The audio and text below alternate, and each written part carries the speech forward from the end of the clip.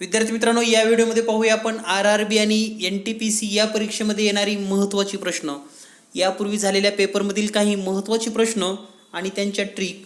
कोणताही प्रश्न सोडवण्यासाठी जर तुम्हाला ट्रिक माहिती असतील तर तुमचा वेळ पण वाचतो आणि परीक्षेच्या दृष्टीने तुमचा कॉन्फिडन्स वाढतो. तर पाहूयात सेकंदामध्ये काही सोडवता येणारी महत्त्वाची प्रश्न लगेच. विद्यार्थी मित्रांनो, या व्हिडिओमध्ये पाहूया आपण आरआरबी आणि एनटीपीसी या पेपरमध्ये आलेली महत्त्वाचे प्रश्न, जे की तुम्ही सेकंदामध्ये सोडवू शकतात. तर सेकंदात अनेक प्रश्न सोडवता येतात. तर असेच काही महत्त्वाच्या ट्रिक आणि परीक्षेत आलेले एप्रिल 2016 शिफ्ट 2चा हा पेपर आहे. तर या पेपरमधील महत्त्वाचे प्रश्न पाहूयात लगेच. तर या ठिकाणी पहिलाच प्रश्न आहे, इन संख्याओं में से कौन सी 11 से विभाजित है. तर पहा, 11 ने भाग जाणारे आपल्याला संख्या शोधायच्या. 4 पर्याय दिलेले आहेत.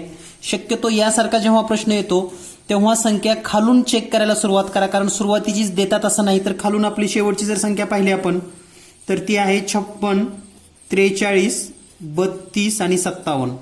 ही संख्या लिहिल्यानंतर एकाड एक संख्येची बेरीज करायची.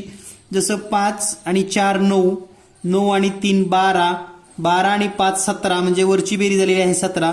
त्यानंतर एकाड एक संख्या 6 आणि 3 9, 9 आणि 2 11, 11 आणि 5 11 आणि 7 18.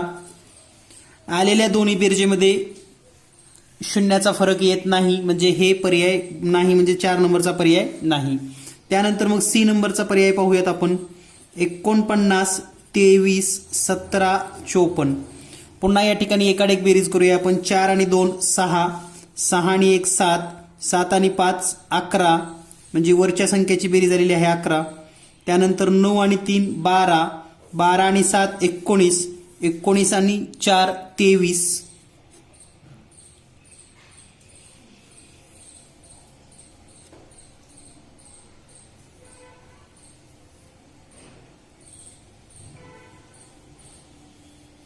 तर या ठिकाणी वरची बेरीज एकदा चेक करूयात आपण. 23 बेरीज झाली. खालची 4 आणि 2 6, 6 आणि 1 7, 7 आणि 1 7 आणि 5 12. तर वरची बेरीज 12 आलेली आहे.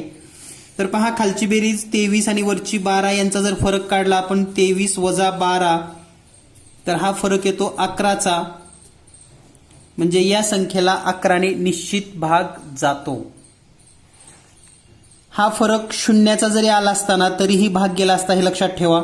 म्हणजे 0 किंवा 11चा जर फरक असेल एकाड एक अंकांची बेरजेला, तर त्या संख्येला 11ने निश्चित भाग जातो. म्हणून या ठिकाणी पर्याय क्रमांक सी उत्तर बरोबर आहे.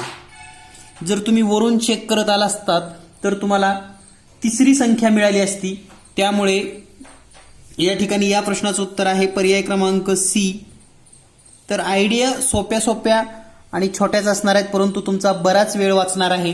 म्हणून हे व्हिडिओ, यापूर्वीही आपण 2 ते 3 व्हिडिओ दिलेले आहेत, ते पण पाहून घ्या. त्याची लिंक सुद्धा या व्हिडिओच्या डिस्क्रिप्शन बॉक्समध्ये तुम्हाला मिळू शकते. पाहूयात पुढचा प्रश्न. यानंतर पुढील माहिती आपण पाहणार आहोत. आपल्याला काही प्रश्न कॉम्प्रिहेन्शन या भागावर असणार आहेत, म्हणजे की तुम्हाला एका उतारा टाईप माहिती दिली जाणार आहे आणि त्यावर प्रश्न सोडवायचे. तर या ठिकाणी आपण 3 प्रश्न त्या पद्धतीचे सुद्धा सोडवून घेणार आहोत, जेणेकरून तुम्हाला सराव होणार आहे. आणि जर यासारखीच प्रश्न आली तर तुम्हाला पैकीच्या पैकी मार्क मिळू शकतात. तर प्रश्न असा आहे, किसी शहर में एक कॉलेज में सभी 3200 विद्यार्थियों को तीन ही भाषा अंग्रेजी, तेलुगु और हिंदी में से कम एक भाषा आती है. म्हणजे 3200 विद्यार्थी आहेत आणि कमीत कमी इंग्रजी, तेलुगू किंवा हिंदी तिन्हीपैकी एक भाषा येते. 2400 विद्यार्थ्यांना इंग्रजी, 1700 विद्यार्थ्यांना तेलुगू आणि 800 विद्यार्थ्यांना हिंदी येते. 1000 विद्यार्थ्यांना इंग्रजी आणि तेलुगू येते. 500 विद्यार्थ्यांना इंग्रजी आणि हिंदी येते आणि 300 विद्यार्थ्यांना तेलुगू आणि हिंदी येते. तर 100 विद्यार्थ्यांना तीनही भाषा येतात. तर आता ही आकृती कशी काढायची आधी हे समजून घ्या. तर आपण 3 आकृत्या काढूयात. 3 सर्कल, 1 2 आणि हे 3. आता हे 3 सर्कल काढल्यानंतर या ठिकाणी जर आपण याला इंग्लिश असं नाव दिलं, हिंदी, आणि हे सर्कल आहे तेलुगू. सुरुवातीला आपण समजून घेऊयात की 100 लोकांना तिन्ही भाषा येतात. म्हणजे ह्या ठिकाणी जे 100 लोक असणार आहेत हे तिघांच्या मध्ये येणार आहेत 100 लोक. त्यानंतर आपल्याला सांगितलंय 300 लोकांना तेलुगू आणि हिंदी येते. आता तेलुगू आणि हिंदी म्हणजे या ठिकाणी हे 300 लोक, परंतु 100 इकडे ऑलरेडी असल्यामुळं या ठिकाणी 200च लोक असतील. त्यानंतर आपल्याला सांगितलंय 500 लोकांना इंग्रजी आणि हिंदी येते. तर इंग्रजी आणि हिंदी 500 पण इथं 100 आहेत म्हणून या ठिकाणी हे 400 आकडा घेऊयात आपण. त्यानंतर 1000 लोकांना इंग्रजी आणि तेलुगू, तर इंग्रजी आणि तेलुगू 1000 लोकांना म्हणजे हे 100 आहेत, तर या ठिकाणी येईल 900. यानंतर आता पहा, आपल्याला सांगितलं होतं की 800 लोकांना हिंदी येते. आता या जर हिंदीचं वर्तुळ पाहिलं आपण, हे 400, 100 आणि 200 700 झाले, म्हणजे फक्त हिंदी येणारे 100 लोक झाले आता या ठिकाणी. त्यानंतर 1700 लोकांना तेलुगू येते, म्हणजे हे तेलुगू 900 आणि हे 100 1000 आणि हे 200 म्हणजे फक्त तेलुगू येणारे 500 झाले. आता इंग्लिशचा जर विचार केला तर इंग्लिशचे 2400 विद्यार्थी आहेत. 900 आणि हे 100 1000 आणि हे 400 म्हणजे 1400 झाली, म्हणजे फक्त इंग्रजी येणारे 1000 विद्यार्थी. आता एकदा का ही आकृती तयार झाली की यावरचे तुम्ही 3 प्रश्न सोडवू शकणार आहात. तर नेमकं कसे प्रश्न सुटतात ते पाहूयात. तर पहिला प्रश्न आहे, कितने को तीनों में से एक भी भाषा नहीं आती. एकही भाषा येणार नाही असं सुरुवातीला सांगितलंय. एकही विद्यार्थी नाही, म्हणजे याचं प्रश्नाचं उत्तर आहे 0 विद्यार्थी. याच माहितीवर आधारित दुसरा प्रश्न आपण पाहूयात, कितने को केवल हिंदी आती है. तर फक्त हिंदी येणारे किती आहेत पहा या ठिकाणी. तर फक्त हिंदी येणारे 100 लोक आहेत, म्हणजे या ठिकाणी हिंदी 100, पर्याय क्रमांक सी. फक्त हिंदी पर्याय क्रमांक सी. म्हणजे किती सेकंदामध्ये प्रश्न सुटतात पहा. तुम्हाला हे तक्ता खूप महत्वाचा आहे, लक्षात घ्या. या प्रश्नामध्ये आणखी एकदा मी आवर्जून सांगतोय, 3 येणारे, 2 भाषा येणारे, हे नेमकं कसे लिहिलेत. व्हिडिओ पुन्हा रिपीट करून पहा तुम्ही. ही जी संख्या भरली आहे ही खूप महत्वाची आहे. ही जर तुम्हाला लिहिता आली तर तुम्ही सेकंदामध्ये प्रश्न सोडवू शकाल.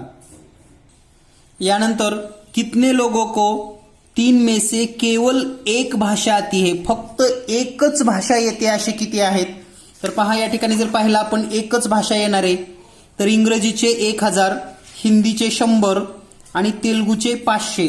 यांना फक्त एकच भाषा येते सिंगल, म्हणजे 1000 आणि हे 500 1500 आणि हे 100 तिन्ही मिळून होतील 1600. तर या ठिकाणी जर आपण उत्तर पाहिलं, एकच भाषा तर 1600 विद्यार्थी असतील ज्यांना एकच लँग्वेज येते, ओनली वन. म्हणजे किती सोपी पद्धतीनं तुम्ही एकदा जर ही आकृती किंवा तक्ता तयार केलात तर तुम्हाला हे सुद्धा प्रश्न सेकंदामध्ये सोडवता येतात.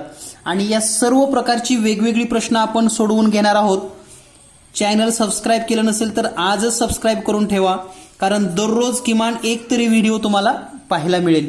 सर्वात महत्त्वाचं म्हणजे ज्या विद्यार्थ्यांना टेस्ट सिरीज जॉईन करायची आहे, टेस्ट सिरीज, त्यांच्यासाठी 20 टेस्ट असलेली ऑनलाईन टेस्ट सिरीज स्पष्टीकरण सह उपलब्ध आहे.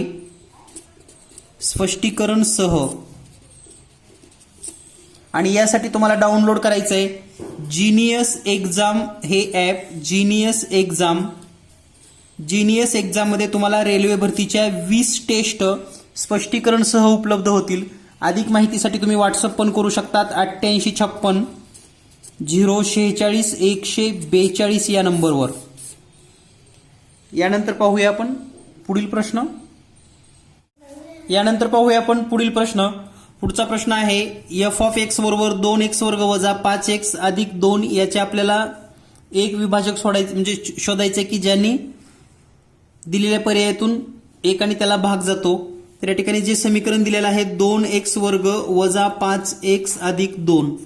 तर यासारखी उदाहरण सोडवत असताना जर या ठिकाणी x वर्गचा जर सहगुणक 1 पेक्षा मोठा असेल, म्हणजे इथं 2 आहे तर याचा गुणाकार करून घ्यावा लागतो. बेदोनी 4, म्हणजे या ठिकाणी 4 आहे असं गृहीत धरून 4 गुणाकार आणि बेरीज वजा 5 असलेल्या आपल्याला संख्या शोधाव्या लागतात. तर गुणाकार 4 आणि बेरीज वजा 5 म्हणजे वजा 1 आणि वजा 4 यांचा गुणाकार येतो +4 आणि वजा बेरीज येते वजा 5. तर या ठिकाणी आपण असं लिहूया 2x वर्ग वजा 1x वजा 4x अधिक 2. तर या पहिल्या दोन्हीतून कॉमन घेऊयात, पुढच्या दोन्हीतून कॉमन. पहिल्या दोन्हीतून कॉमन निघेल x कंसामध्ये राहील या ठिकाणी पहा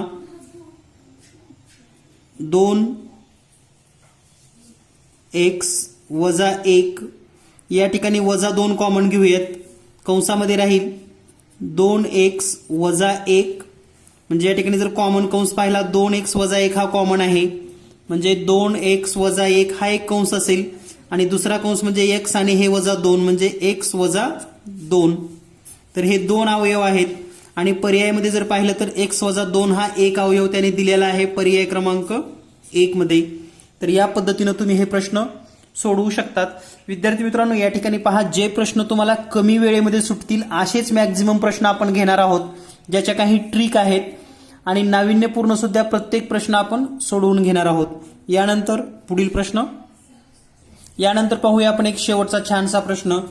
9 cos A अधिक 12 sin A बरोबर 15, तर cot A ची किंमत किती? तर पहा, आधी आपल्याला हे माहिती असणं गरजेचं आहे की cot A म्हणजे किती असतं. तर cot A म्हणजे काय किंवा cot A ची किंमत कशी काढायची? तर पहा, जनरली जर एखादी आकृती पाहिली आपण, या ठिकाणी जर थिटा असेल तर cot थिटा म्हणजे काय, तर लगतची बाजू म्हणजे ही लगतची बाजू छेद समोरची बाजू, हे सूत्र आहे.